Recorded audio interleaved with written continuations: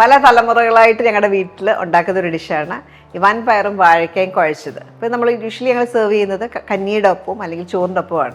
അപ്പോൾ ഇന്നത്തെ വീഡിയോയിൽ വൻപയർ വാഴയ്ക്ക കുഴച്ചതിൻ്റെ റെസിപ്പി കാണാം. ഞാൻ Mahima Simon. Welcome to Mahima's cooking class.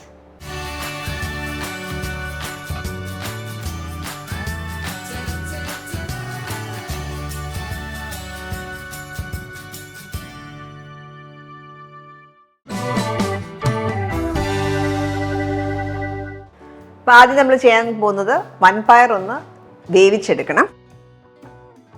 ഞാൻ കുക്കറിലാണ് ചെയ്യുന്നത്. ഞാൻ ഇവിടെ എടുത്ത് വെച്ചേക്കുന്നത് 100 ഗ്രാം വൻപയർ, അതായത് 1/2 കപ്പ് വൻപയർ വെള്ളത്തിൽ കുതിർത്ത് വെച്ചേക്കായിരുന്നു. ആ വെള്ളത്തോടുകൂടെ തന്നെ നമുക്ക് വേവിക്കാൻ എടുക്കും.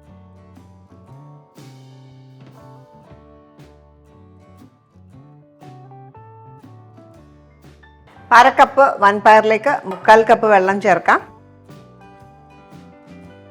ഇതിലേക്ക് 1/2 ടീസ്പൂൺ ഉപ്പ്, 1/4 ടീസ്പൂൺ മഞ്ഞൾപ്പൊടി, ഇത്രയും ചേർത്തൊന്ന് വേവിച്ചെടുക്കാം.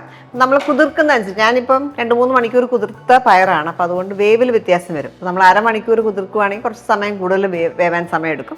കൂടുതൽ നേരം കുതിർത്ത് കഴിഞ്ഞാൽ പയർ പെട്ടെന്ന് വേവും. അപ്പം അത് കണക്കാക്കി നമ്മൾ വേണം വേവിച്ചെടുക്കാൻ.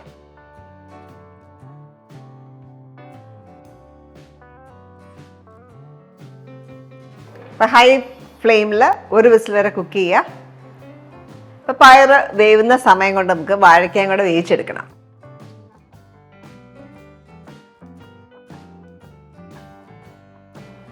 ഞാൻ എടുത്തേക്കുന്നത് 2 വാഴയ്ക്കയാണ്, പച്ചക്ക 2 എണ്ണം.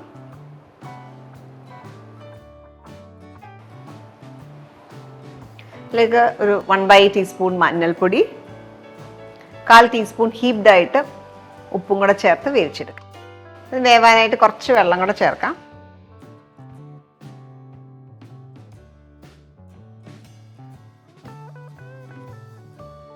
വേവാനായിട്ട് ഏകദേശം 1/2 കപ്പോളം വെള്ളം ചേർത്തു. ഇനി നന്നായിട്ട് തിള വന്ന ശേഷം തീ കുറച്ച് അടച്ചു വെച്ച് ലോ ഫ്ലെയിമിൽ കുക്ക് ചെയ്യുക. അപ്പം ചെറിയ തീയിൽ 8 മിനിറ്റോളം നമ്മൾ കുക്ക് ചെയ്തു വാഴയ്ക്ക. അപ്പോൾ ഇതിനെയും നോക്കാം, നന്നായിട്ട് വെന്തിട്ടുണ്ട്. നമ്മൾ കഞ്ഞിയുടെ ഒപ്പമൊക്കെ സെർവ് ചെയ്യാനായിട്ടാണെങ്കിൽ വാഴയ്ക്ക ചൂടെ വെന്ത് ഉടച്ചെടുക്കുന്നൊരു പരുവത്തിലെടുക്കും. ഈ ഒരു പരുവം മതി. സമയത്ത് ഓഫ് ചെയ്യാം. ഓഫ് ചെയ്തിട്ട് നമുക്ക് അരപ്പ് റെഡിയാക്കി എടുക്കാനായിട്ടുണ്ട്.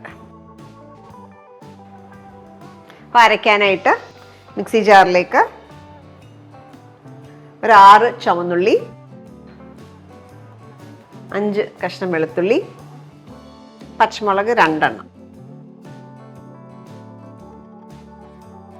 ഇതിലേക്ക് ഒരു 1/4 കപ്പ് തേങ്ങ തിരുമിയതും കൂടെ ചേർക്കും.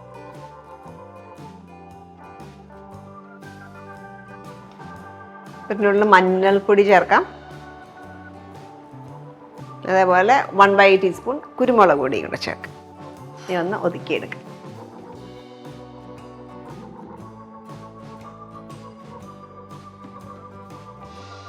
മൂന്ന് പൾസ് കൊടുത്ത് എടുത്തേക്കാണ്. ഇതേപോലെ ചതഞ്ഞ് കിട്ടും. ഈ ഒരു പരുവത്തിനാണ് നമുക്ക് തോരൻ ഉണ്ടാക്കുമ്പോൾ വേണ്ടത്. അപ്പം പയറൊന്ന് ചെക്ക് ചെയ്യാം. പയറിൽ കുറച്ചുകൂടെ വെള്ളം ഉണ്ട് പറ്റാനായിട്ട്. ഞാൻ ഇവിടെ ഹൈ ഫ്ലെയിമിൽ 2 വിസിലേ കുക്ക് ചെയ്തുള്ളൂ. പക്ഷേ 4 മണിക്കൂറോളം കുതിർത്ത പയറാണ്, അതുകൊണ്ട് നന്നായിട്ട് വെന്തു. ഇനി വെള്ളം ഒന്ന് പറ്റിച്ചെടുക്കാം.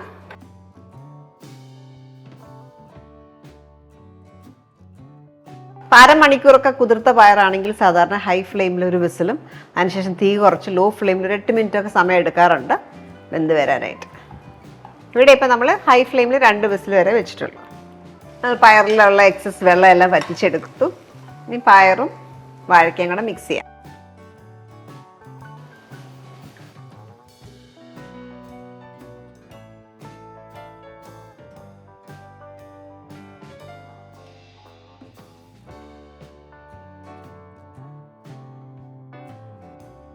നടുക്കേക്ക് ഒരു ഗ്യാപ്പ് ഉണ്ടാക്കിയ ശേഷം നമ്മൾ അരച്ച് വെച്ചേക്കുന്ന തേങ്ങ ഇതിലേക്ക് ചേർക്കാം.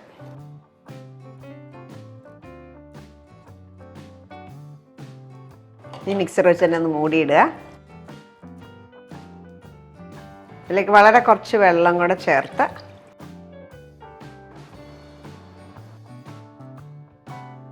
ഇനി ഇത് അടച്ചു വെച്ച് അരപ്പൊന്ന് വേവണം. നമ്മൾ തേങ്ങ ചേർത്തതിൻ്റെ അതിനകത്ത് വെളുത്തുള്ളിയൊക്കെ ഉള്ളതുകൊണ്ട് അരപ്പൊന്ന് വേവണം. മാത്രമല്ല വാഴക്കയിലേക്കും പയറിലേക്കും ഈ അരപ്പിൻ്റെ ഫ്ലേവർ പിടിക്കണം. അതുവരെ ഒന്ന് വേവിച്ചെടുക്കുക. നന്നായിട്ട് ആവി വന്നു കഴിയുമ്പോൾ നന്നായിട്ട് മിക്സ് ചെയ്യുക.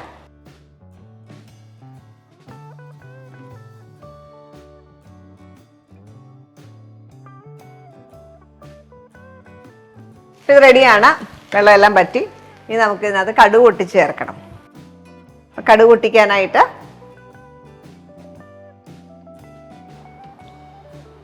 ഒരു ടേബിൾ സ്പൂൺ കോക്കനട്ട് ഓയിൽ വെളിച്ചെണ്ണ ചൂടാക്കാം. ചൂടായ എണ്ണയിലേക്ക് 1/4 ടീസ്പൂൺ കടുക്. കടുക് ഇതുപോലെ പൊട്ടി തുടങ്ങുമ്പോൾ അതിലേക്ക് ഒരു 3 ചുമന്നുള്ളി നീളത്തിലരിഞ്ഞത്,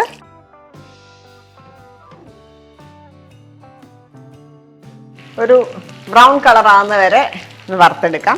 ഈ ഒരു പരുവാകുമ്പോൾ നമ്മൾ ഉണക്കമുളക് 2 എണ്ണം ചേർക്കാം. അതിനൊപ്പം തന്നെ കുറച്ച് കറിവേപ്പില.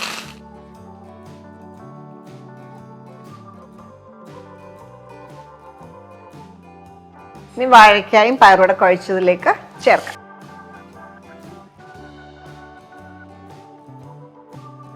പിന്നെ ഫ്ലേവേഴ്സ് എല്ലാം കൂടെ ഇൻഫ്യൂസ്ഡ് ആവാനായിട്ട് ഒരു 2-3 മിനിറ്റ് നിറച്ച് വെക്കാം. നന്നായിട്ടൊന്ന് മിക്സ് ചെയ്ത ശേഷം സെർവിങ് ബോൾസിലേക്ക് മാറ്റാം.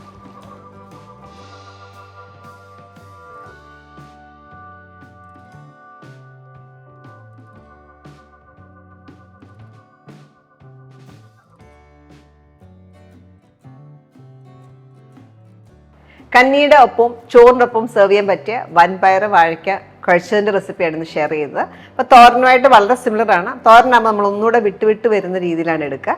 ഇതേപോലെ കുഴച്ചെടുക്കുമ്പോൾ ഇച്ചിരി വേവിച്ചെടുക്കുന്നു. ആ ഒരു ഡിഫറൻസേ ഉള്ളൂ. അപ്പോൾ ഇത് നമ്മൾ സെർവ് ചെയ്യുമ്പോൾ, കഞ്ഞിയുടെ ഒപ്പം സെർവ് ചെയ്യുമ്പോൾ കടുമാങ്ങ അച്ചാറിൻ്റെ ഒപ്പവും പച്ചമോർ അല്ലെങ്കിൽ കാച്ചിമോറിൻ്റെ ഒപ്പമാണ് ബെസ്റ്റ് കോമ്പിനേഷൻ. ട്രൈ ചെയ്ത് നോക്കിയിട്ട് ഫീഡ്ബാക്ക് അറിയിക്കുക. Thank you for watching Mahima's cooking class.